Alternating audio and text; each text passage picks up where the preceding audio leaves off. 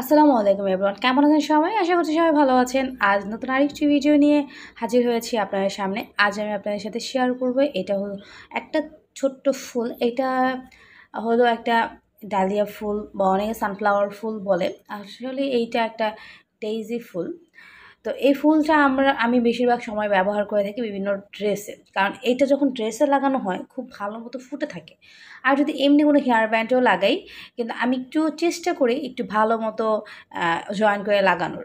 তা আপনারা আপনাদের যে কোনো পণ্যের মধ্যে এটা ইউজ করতে পারবেন, কোনো সমস্যা নেই। আমি এখানে আজকে তৈরি করে দেখাবো সামারিয়ান দিয়ে। সামারিয়ান আমি মোটাটা নিয়েছি, চিকনটা দিয়ে এটা বেশি ভালো লাগে না, মোটাটা দিয়ে সুন্দর ফুটে ওঠে। আর এটার সাথে নিয়েছি 2.5 মিলিমিটার হুক। আর আমার এই সেটের যতগুলো হুকের নাম্বার আছে সবগুলো নাম্বার মুছে গেছে অনেক বেশি কাজ করার ফলে। তো এইটা আমি 2.5 মিলিমিটার নিয়ে নিয়েছি।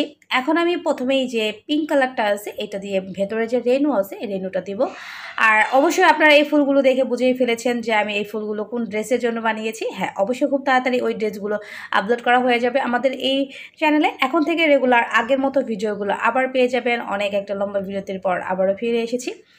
ফার্স্টে আমি এখানে 5টি চেন করে নিলাম। 5টি চেন করে নিয়ে প্রথম যে চেনটি আছে সেই চেনের মধ্যে স্লিপ স্টিচের সাহায্যে জয়েন করে নিলাম। এরপরে আমি 2টি চেন করলাম। 2টি চেন মানে হলো একটি হাফ ডাবল ক্রোশে।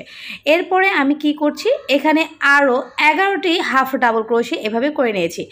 আবারও বলছি, আমি এই যে 5টি চেনের যে সার্কেলটা তৈরি করে নিয়েছি, প্রথমেই 2টি চেন করেছি।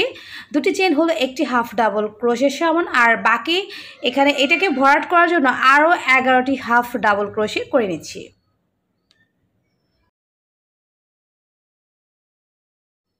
তো এখানে টোটাল হবে 12টি। আর 12টি করার একমাত্র কারণ হচ্ছে এখানে 12টি পাপড়ি করব। আপনি যতগুলো পাপড়ি করবেন ঠিক ততগুলোই এখানে হাফ ডাবল ক্রোশে করে নিতে পারবেন। কিন্তু এখানে আরও কিছু খেয়াল রাখবেন, এই 12টি থেকে যদি আরও কম করতে চান সেক্ষেত্রে এই ফর্মুলাটা অ্যাপ্লাই না করাটাই বেটার, কারণ এর চেয়ে কমিয়ে করলে এটা কুঁচকে গোল হয়ে যাবে, ফ্ল্যাট থাকবে না। তো আমি এখন প্রথম যে 2 নাম্বার চেনটি ছিল তার মধ্যে স্লিপ স্টিচের সাহায্যে জয়েন করলাম। এরপরে বাড়তি সুতা রেখে কেটে নিলাম। বাড়তি সুতা রেখে কেটে নেওয়ার পর কারণ হলো আমি এটাকে আবারও ক্লোজিং করব, আর অল্প সুতা থাকলে এটা কিন্তু খুলে যাওয়ার সম্ভাবনা থাকে, যার কারণে আমি বাড়তি সুতা রেখে কেটে নিলাম। এবার আমি এখানে সাদা যে সুতা আছে এই সুতা নিয়ে নেব। সাদা সুতা নেওয়ার পরে আমি এখানে এভাবে করে একটি স্লিপ নট দিয়ে নিলাম। স্লিপ নট দেওয়ার পরে আমি এখন এখানে যে কোনো একটা চেনের মধ্যে এভাবে এই সুতাটা জয়েন করিয়ে নিলাম। এই সুতা জয়েন করানোর পরে আমি এখানে টোটাল পাপড়ি করব। পাপড়ি করার জন্য আমার চেন করতে হবে এখানে 7টি, 8টি, 9টি, 10টি, 11টি, 12টি, আপনার যতগুলো ইচ্ছে ততগুলো চেন নিতে পারেন। আমি এখানে টোটাল চেন নিয়েছি 9টি। 9টি করার পরে আমি 8 নাম্বার চেনের মধ্যে একটি সিঙ্গেল ক্রোশে করলাম, তারপরেরটাতে একটি হাফ ডাবল ক্রোশে করার পর এখন লাস্টে 2টা বাদ দিয়ে মাঝখানে যতগুলো চেন থাকবে প্রতিটা চেনের মধ্যে একটি করে ডাবল ক্রোশে করব। লাস্টে 2টা বাদ দিয়ে, কারণ প্রথমেই একটা আমি হাফ সিঙ্গেল ক্রোশে করেছি আর একটা হাফ ডাবল ক্রোশে করেছি, ঠিক তেমন লাস্টের যে 2 নাম্বারটা আছে এটার মধ্যে একটি হাফ ডাবল ক্রোশে করলাম, তারপর একটি সিঙ্গেল ক্রোশে করলাম। এখন আমি কি করব, পরবর্তী যে একটা double crochet half double crochet ছিল তার উপরে যে চেন ছিল সেখানে গিয়ে একটি স্লিপ স্টিচের সাহায্যে জয়েন করে দেব। এই জয়েন করার একমাত্র কারণ হলো এখানে আমি আরও একটি ফুল করব, আর পাত্তাটাও দেখেন এভাবে ফ্ল্যাট হয়ে যাবে। এখন আমি আবারও সেম পরিমাণ চেন করে নেব। করার পরে প্রথম চেনটি বাদ দিয়ে 2 নাম্বার চেনের মধ্যে একটি সিঙ্গেল ক্রোশে করব। তারপরে 3 নাম্বার চেনের মধ্যে একটি হাফ ডাবল ক্রোশে, লাস্টে 2টা বাদ দিয়ে মাঝখানে যতগুলো থাকবে সবগুলোর মধ্যে একটি করে ডাবল ক্রোশে।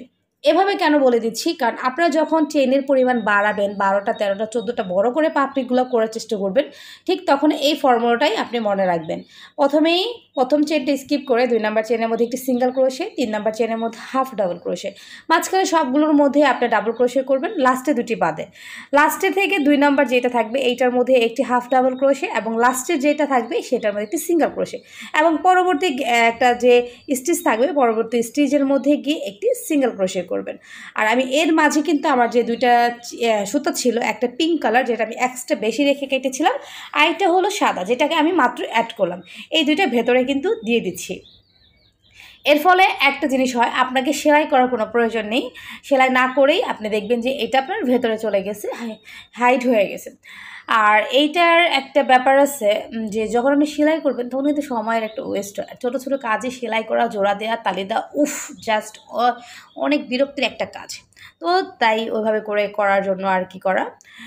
এরপরে আবার সেমভাবেই চেন করলাম। প্রথমটা চেন বাদ দিয়ে দ্বিতীয় চেন একটি সিঙ্গেল ক্রোশে, তৃতীয় চেন একটি হাফ ডাবল ক্রোশে, মাঝখানের মধ্যে আমি ডাবল ক্রোশে করে নিয়েছি সবগুলো, এবং লাস্টের 2 নাম্বারটাতে একটা হাফ ডাবল ক্রোশে এবং লাস্ট ওয়ানে একটি সিঙ্গেল ক্রোশে, এবং পরবর্তী স্টিচে গিয়ে আবার স্লিপ স্টিচের সাহায্যে জয়েন করে দিলাম। ঠিক এভাবে করে টোটাল 12টি আমি পাপড়ি করে নেব। 12 নম্বর পাপড়ি করার পরে আমি যেখান থেকে শুরু করেছিলাম সেখানে গিয়ে আমি এভাবে স্লিপ স্টিচের সাহায্যে জয়েন করে দিলাম।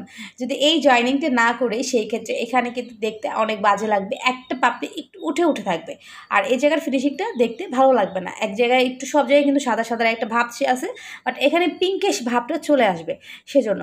এবার আমি বাড়তি সুতা রেখে কেটে নেব।